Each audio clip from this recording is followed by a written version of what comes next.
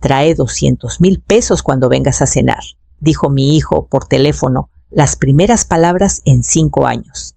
Me quedé en la cocina, con el auricular todavía pegado a la oreja, aunque la llamada ya había terminado. Ni saludo, ni perdón, ni titubeo. Solo un número tirado, como piedra, en el silencio que nos separaba. No fue la cantidad lo que me dejó helada. Fue la naturalidad con la que lo soltó, como si pidiera un postrecito para acompañar la comida. Como si 5 años de ausencia no hubieran pasado desde la última vez que escuché su voz. La noche anterior había subido la foto. Un Mercedes S-Class plateado, estacionado en mi cochera. Mi primer capricho, después de vender la empresa y colgar los guantes. No le puse más leyenda que me doy un gusto. Ya era hora. No era un mensaje, al menos no a propósito. Pero ahora parecía carnada. Renan había ignorado cada mensaje que le mandé en Navidad, en su cumpleaños, el día que me internaron por falta de aire. Nada. Ni un me gusta. 5 años de silencio, hasta que el brillo del cromo pulido le recordó que su madre todavía podía servir para algo. Dejé el teléfono y crucé al comedor, pasando frente a la misma repisa donde guardo los álbumes de su infancia. Los dibujos de kinder siguen en una carpeta que no me animo a tirar. Durante años mantuve la puerta del corazón entreabierta, pensando que el tiempo haría lo que las palabras no pudieron. Pero al parecer, el dinero sí podía. No lloré. Ni siquiera terminé el café. Solo miré por la ventana el coche que él había visto y calculado. El coche que pensó que significaba billete suelto. No llegaría con las manos vacías. Pero tampoco traería un cheque. Traería algo mejor. Algo firmado. Algo que no se devuelve. Algo que cerraría más que una simple cena. Y él aprendería que hay cosas que una vez dadas no regresan. Mañana a las 6 volvería a ver a mi hijo. No pensaba comprar el coche. De verdad, fui solo a cambiarle el aceite al viejo Camry. Y ahí estaba reluciente, quieto, absurdamente elegante. Un Mercedes S-Class, plateado que parecía pertenecerle a alguien cuya vida no se había reducido al silencio y la espera. El vendedor me habló de números, pero yo no escuchaba. Miraba el coche como si me estuviera diciendo algo, y tal vez sí. Ya no eres invisible. Firmé los papeles antes de arrepentirme. Me lo llevé sintiendo algo raro, orgullo sin culpa. El cuero olía a decisión, y por primera vez la decisión había sido solo mía. Esa noche lo estacioné en la cochera y le tomé una foto. No a mí, no a las llaves en la mano. Solo el coche firme y sin disculpas bajo la luz del porche. La subí con una leyenda que me costó 20 minutos. Me consentí, por fin. Casi no le di publicar. Luego vi cómo subían las vistas. Entre los nombres Renan Torres, 3 veces. A las 7:04 p.m., otra a las 9:12 y una más antes de la medianoche. Y al día siguiente llamó, no para decir que el coche se veía chulo, no para decir que se alegraba por mí, solo cena. Mañana. Trae 200,000. No preguntó por qué lo compré, cómo estaba si seguía en la misma casa. No preguntó porque no le importaba. Pensó que el coche significaba lana de sobra. Y sobre todo pensó que yo seguía siendo la mujer que decía que sí. La que le pagó la maestría sin chistar, la que firmó la segunda hipoteca, la que una vez vació su propio retiro para cubrirle una emergencia. Pero esa mujer ya no existía, y lo que estaba por recibir no era dinero, era claridad. Y la claridad tiene precio. Hace 5 años me senté frente a Renan y su esposa en mi sala con un cheque doblado dentro de un sobre.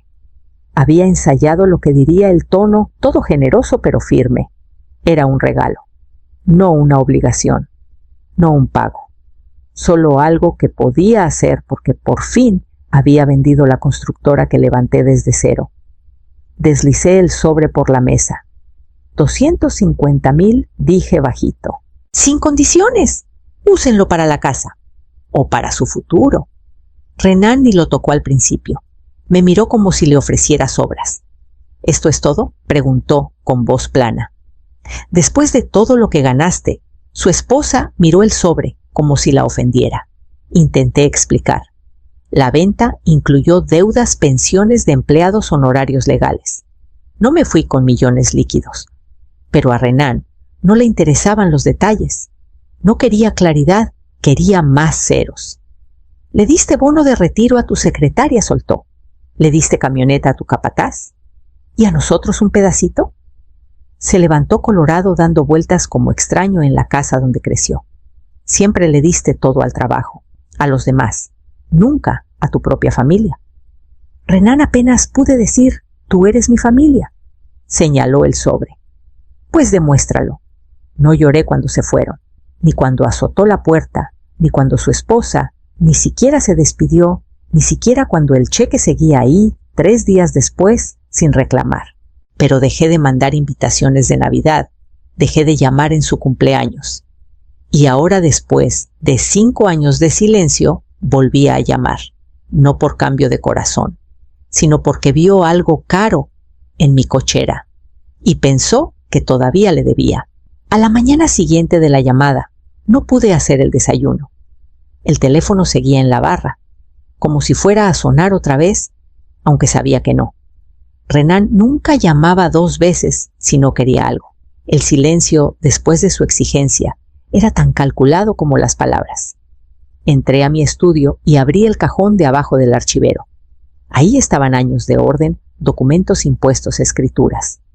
Y entre 2 carpetas, una tarjeta que no veía en casi una década, Felicidad Corral, abogada de sucesiones.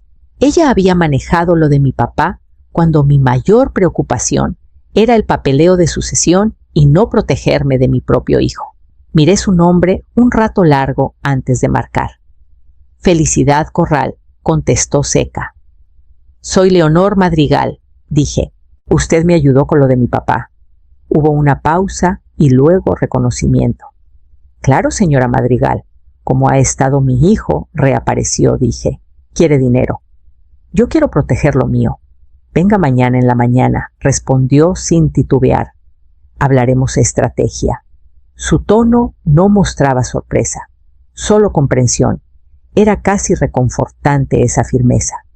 Colgué y fui a la repisa, a juntar lo que necesitaría la escritura de la Casa Estados, de cuenta de la venta de la empresa, comprobante del regalo de 250,000 correos que le mandé durante años sin respuesta. Cada papel pesaba más de lo normal. Cada renglón, otro esfuerzo ignorado. Los apilé con cuidado, no por nostalgia, sino por claridad. Si mi hijo quería tratarme como transacción, le enseñaría que yo también sabía manejar una. Al caer la tarde, la carpeta estaba lista sobre el escritorio, 5 años de silencio encuadernados y etiquetados. Cerré el cajón y me quedé en el silencio de la casa, solo el zumbido del refri. Mañana iría con Felicidad. Y por primera vez en años no temía una conversación. El despacho de Felicidad olía a papel viejo y tinta nueva.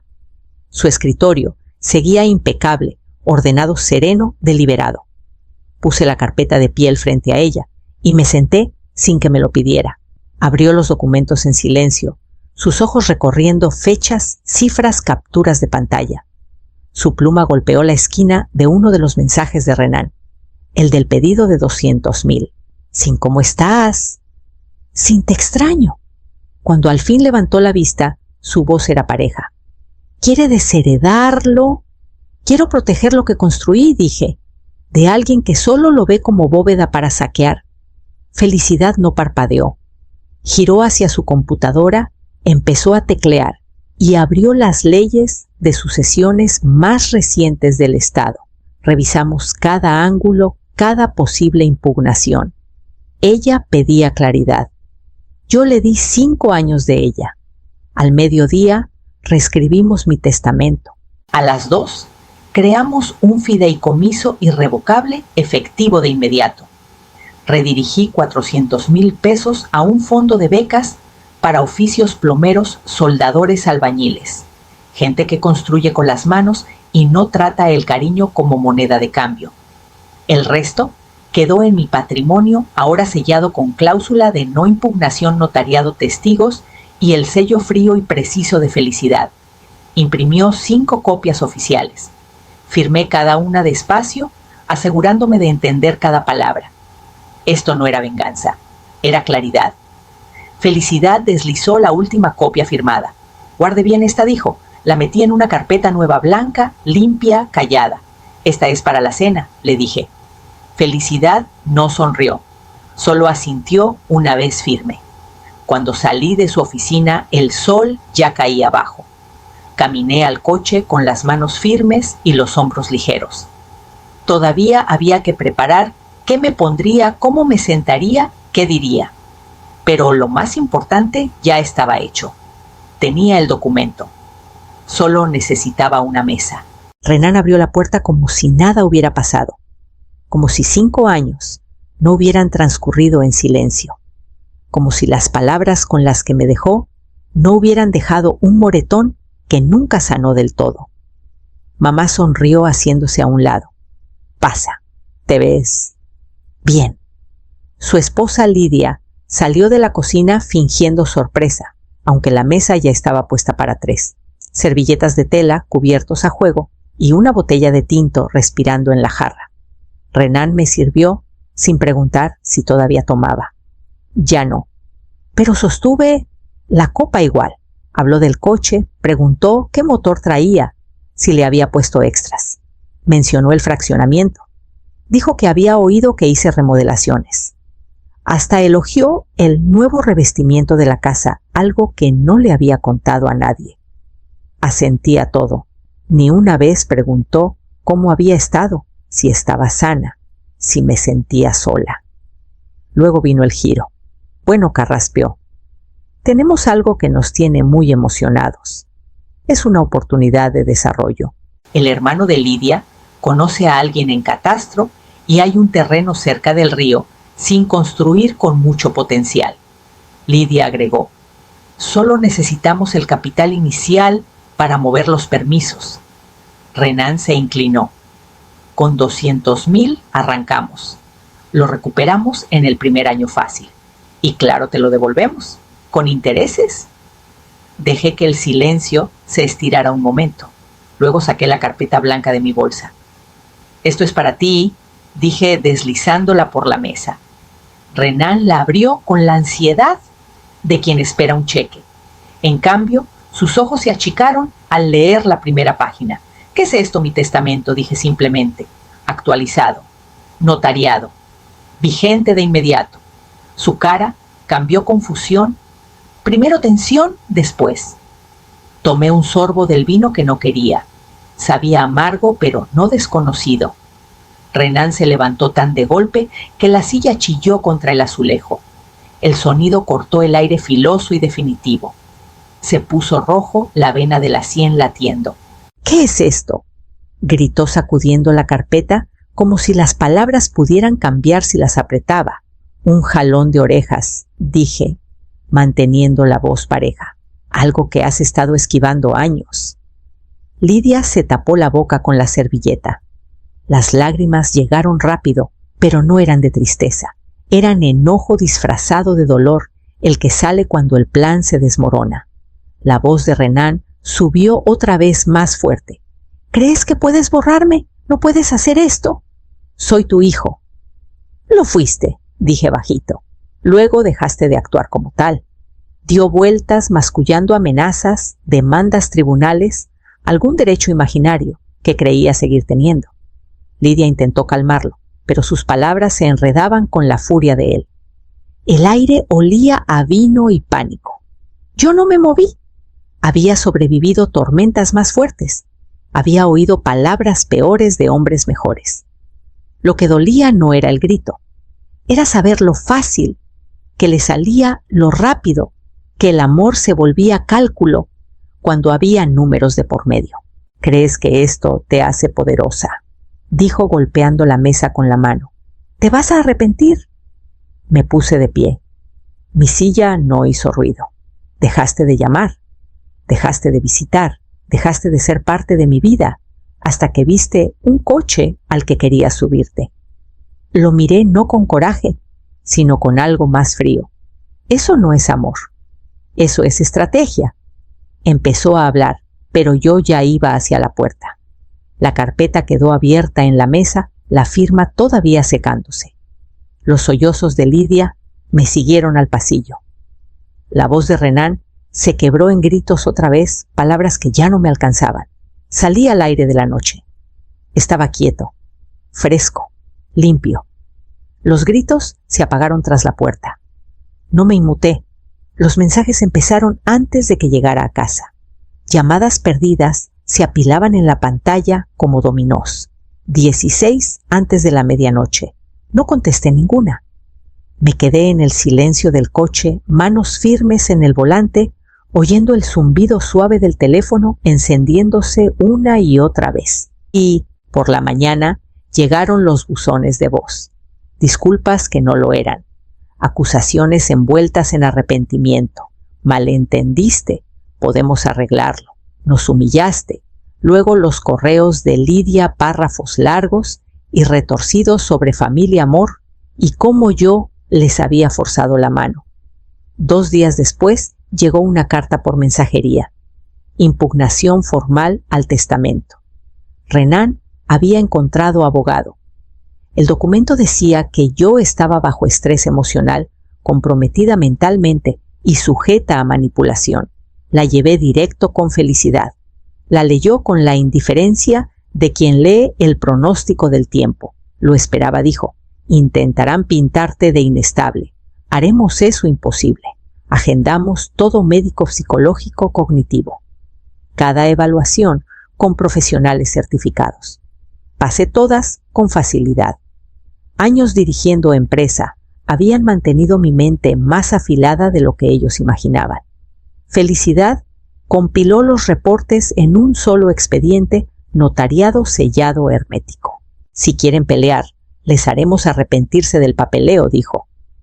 Esa noche revisé el celular y guardé todo buzones, mensajes, correos. Empecé a grabar automáticamente cualquier llamada nueva. Cada palabra era prueba, cada insulto, otro ladrillo en el muro que construía. Ya no estaba enojada, ni siquiera dolida. Lo que sentía era enfoque el mismo que usaba en juntas de consejo y cronogramas de obra. Pensaban que era una vieja aferrada a su orgullo. Pero esto era logística, un proyecto. Al final de la semana la casa volvió a estar en silencio. El teléfono dejó de sonar. Pero sabía que el silencio no era rendición. Se reagrupaban y pronto darían el siguiente paso. Nos reunimos en la oficina de Felicidad un miércoles gris. Renan llegó en traje a la medida que no ocultaba la tensión en sus hombros. Su abogado era más joven de lo que esperaba, confiado en esa forma que tienen los nuevos, demasiado verde, para saber cuán profundas son algunas raíces. Renan no me miró al sentarse. Yo no ofrecí saludo. Ya habíamos pasado esa etapa. El abogado abrió con cortesía ensayada. Estamos aquí para resolver lo que creemos fue un cambio impulsivo por emociones en su plan patrimonial. El señor Torres y su esposa están dispuestos a aceptar una reinstauración en el testamento. Nada agresivo. Una herencia mínima de 1 millón. Esperé. Felicidad también. Luego, sin decir palabra, sacó un USB de su maletín. Lo conectó a la laptop y dio play. Mi voz llenó la habitación tranquila y firme de aquella noche en la cena.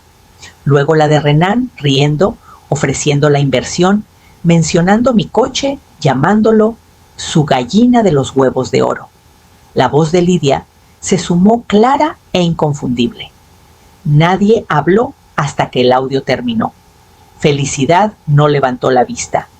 Solo puso la siguiente carpeta, sobre la mesa copia oficial del fideicomiso irrevocable. Fechado, fondado, ejecutado. Giró la carpeta hacia ellos. Este dinero ya no existe, dijo serena. Ahora apoya un programa estatal de capacitación técnica. Becas para jóvenes constructores, electricistas y soldadores. Miré a Renan entonces. Gente que sabe lo que significa trabajar por algo. gente que todavía recuerda cómo decir gracias. El abogado carraspeó sus ojos, ya no tan seguros. Necesitaremos un momento. Salieron al pasillo. Pasaron 10 minutos. Al volver el tono del abogado había cambiado. Retiramos la impugnación. Renan no habló. No me miró. Solo asintió una vez rígido antes de salir. Felicidad recogió los expedientes como si fuera cualquier caso. Le agradecí en voz baja. Al entrar al elevador no sentí triunfo, solo alivio. La pelea había terminado, pero todavía tenía algo por hacer. Conduje a casa por calles tranquilas, pasando la panadería que abre antes del amanecer la tiendita de la esquina donde le compraba a Renan su chicle favorito cuando era niño. Nada afuera había cambiado, pero yo sí. Los documentos estaban guardados en mi bolsa. El testamento definitivo, el fideicomiso intocable, cada parte de la vida que construí, ahora blindada contra quienes confundieron cercanía con derecho. Entré a la casa, encendí una sola lámpara y exhalé. Ya no más cartas legales, ya no más llamadas, ya no más esperar a que alguien recordara que existía más allá de mi cuenta bancaria. No solo había protegido mi patrimonio, había preservado la verdad, no solo sobre mi dinero, sino sobre quién soy y cómo llegué aquí. Pasé una vida construyendo primero una empresa, luego un hogar, y siempre en silencio, intentando mantener unidos los pedazos de una familia que no paraba de jalar para otro lado. Y al final di con generosidad, solo que no a quienes lo exigían, con puños cerrados y sonrisas apretadas. Mañana visitaría la escuela técnica. Ya había recibido la primera carta escrita a mano por una muchacha llamada Brisa, que usó la beca para inscribirse en electricidad. Escribió sobre querer trabajar con las manos como su abuelo. Escribió gracias, como si significara algo. Puse la carta en la mesa de la cocina. A un lado, la copia de mi testamento que guardé para mí. Luego me serví un té, me envolví en una cobija y me senté junto a la ventana, escuchando nada en particular. Era silencio, pero no vacío.